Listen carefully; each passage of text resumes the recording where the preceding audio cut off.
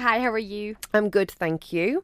We last spoke with you on Monday. We were talking about fad diets. I know. I'm sure you've had lots of time to divulge that information and think about what you're going to do with your diet now.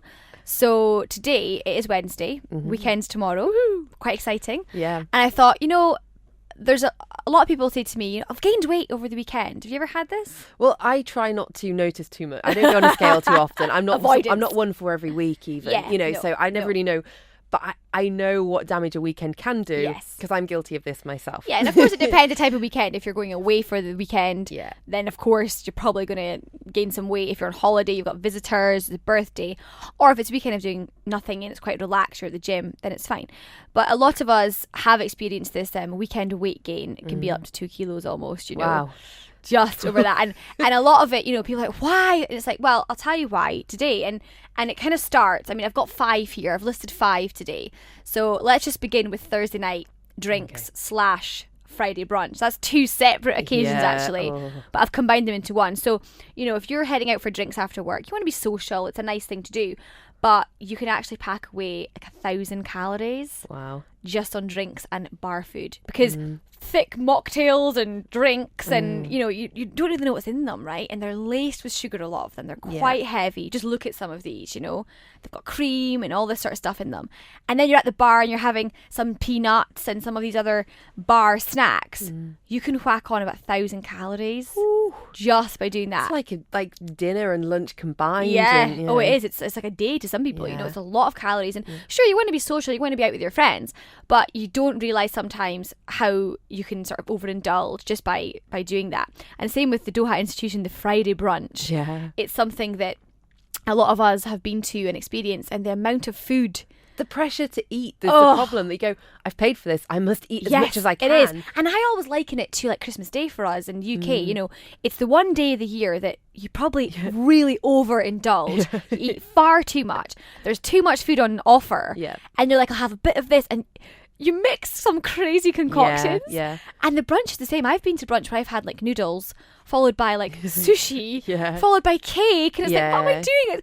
This is all just a complete mix. So when you start to think of these things, the calories add up. Yeah. And like I said, you want to be social, you want to be out and about, but you need to try and keep a little cap on that and be sensible. So, some damage control is to really just be careful to think about what you're ordering drinks wise, the portions again, big glasses versus small glasses. Obviously smaller is better.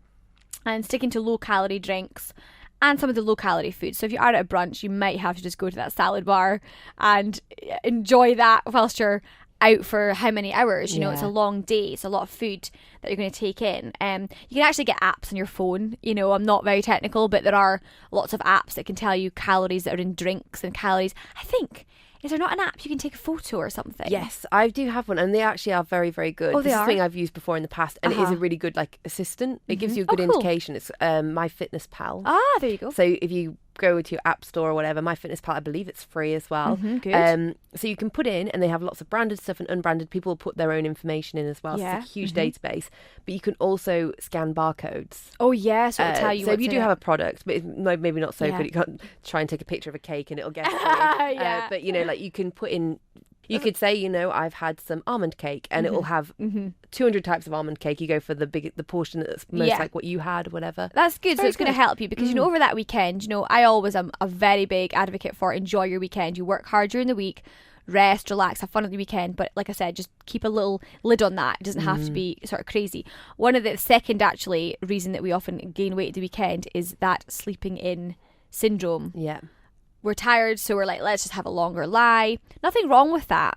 But what happens is you can't actually bank up your sleep anyway. You don't make up for sleep at the weekend that you've lost. Unfortunately. Doesn't work like that. I wish it worked like that. Sorry, doesn't work like that. But what happens is if you tend to sleep in, you've missed breakfast probably. Yeah. So about 12 o'clock, 1 o'clock, you're like, I'm starving. I'm going to just have a brunch now or some big lunch, and you actually tend to overeat. So what you might have had for your breakfast would have been maybe 300 calories. And then your lunch could have been sort of 200-300 calories as well. You might actually have more. Like, let's go out for lunch. And you end up eating a huge pizza and it's, a lot of calories. So it can add up. So you know, that takes me on to that kind of like holiday mentality that a lot of us go on at the weekend. Oh, it's the weekend. Yeah. Why not? Yeah, you know, I'm guilty of it as well. I think most of us actually are. So your stomach, you know, it gets used to being fed at certain times. So it makes it easier for you to stick to chosen foods. You've got your routine during the week, right? So if you stop that at the weekend and you've got this holiday mentality, the problem is there's 52 weekends in a year, not one. Yeah. So you're on holiday 52 times, right? So this is why often, I mean, I've done it myself. I've weighed myself on like a Thursday, weighed myself on like a Sunday, and I've gained weight. And I'm like, what? How have I done this? And I think about it, it's like, yeah, I was out and then I ate lunch and then I slept in, and this holiday mentality again. I'll have a cake. And I try to be really quite good. So if you were really going the other end of the scale, you can do quite a lot of damage. So stick to your routine as much as you possibly can. You know, I do like to have a bit of a longer lie the weekend, but, you know, try just to, even when you get up, try and eat as you would on a normal day, still have your breakfast as you would normally. And I mentioned this in our other show, you know, out of sight, out of mind. If there's foods that are trigger foods for you, and you've got them in your house the weekend, you might overindulge because you're at home maybe a bit more. You get a bit more bored and you think, I'll just get something from the kitchen. And exactly. And you're at home, you're like, I'll just have another cookie and another one. And it is a slippery slope, like you said. It can definitely be like that. Damn you cookies! I know, too many. And I mean, another thing that we might do here in Doha, and I do like to do this, is go to the cinema. Yeah? Enjoy that? Yeah, bit of film watching. And what do you opt for when you go to the cinema, Laura? Oh, see, the popcorn. It's the smell of the popcorn hits you, doesn't it? As you kind of walk through the foyer. It's like, I want that. And I must admit, I quite like the popcorn here. UK, I don't. It's salt or sugar, and I don't really like it. For me here, I like the caramel popcorn.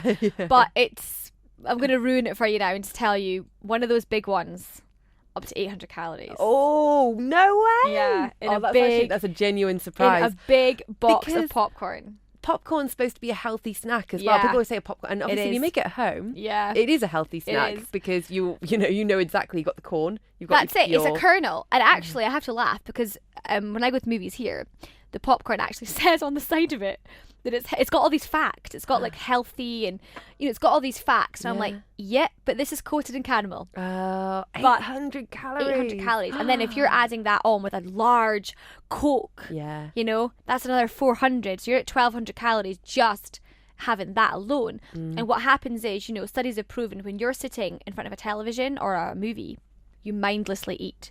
So you're just constantly just putting this in your mouth, not even aware how much you're actually eating. I've done it myself, and it's just one after the other, of this popcorn. So it really sort of stacks up. So if you think about the amount of calories, that's like going out for a meal. That's I'm shocked by that actually for the popcorn. I know. I feel like I'm never going to look at it the same. I'm going to close my nostrils and walk past with my head high next time I think that, or I'll have my own little bag full of my homemade popcorn, which I have done before, which is very sad. Well, you can. I mean, it's not often in a cinema you see someone eating an apple or something, is it? Oh, sorry, this completely random story, but I was once in London for an audition once upon a time, and I got stuck because of some terrible weather in the trains and stuff.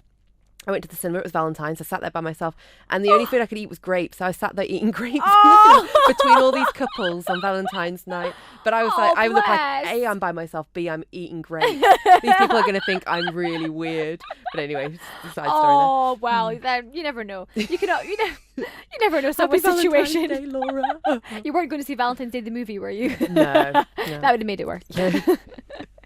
But no, it's difficult. And like one of these things, like, again, like damage control, if you are going to the cinema and you choose to, is you can avoid the food completely. I know that's difficult. We do take eating popcorn and a movie hand in hand. It is a nice experience, isn't it? Yeah, it's a nice experience. So what you can do is, another thing is to sort of skip the trailers, because that's another 20 minutes of just sitting eating extra food. Maybe you've ordered more food to sort of cover that. So try to think of that, and again, just try and drink some juice whilst you're in there. It might fill you up a little bit, but it is a difficult one. You have to pretty much avoid it, or not, or sit with grapes. Sit with grapes. It's another option. It's that cinema revolution where you get fruit selling at the doors. So you can imagine now, if you've got all these plans for the weekend, you're going out tomorrow night, you've got a brunch on Friday, you're sleeping in, you're going to the cinema.